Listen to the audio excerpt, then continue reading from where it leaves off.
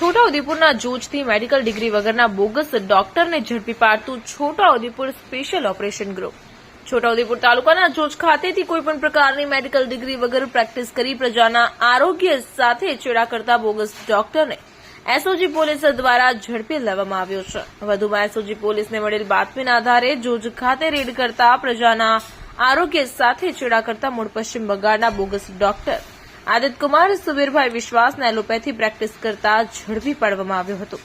સાથે જ મેડિકલના સાધનો, એલોપેથિક દવાઓ મળી કુલ કિંમત ₹15,867ના મુદ્દામાલ સાથે ઝડપી લેવામાં આવ્યો અને કાર્યવાહી કરી જોજ પોલીસ સ્ટેશન ખાતે ગુનો દાખલ કરવામાં આવ્યો હતો. જોજ ખાતેથી બોગસ ડોક્ટર ઝડપાતા સમગ્ર પંથકમાં ડિગ્રી વગર પ્રેક્ટિસ કરતા ડોક્ટરોમાં ફફડાટ ફેલાયો હતો.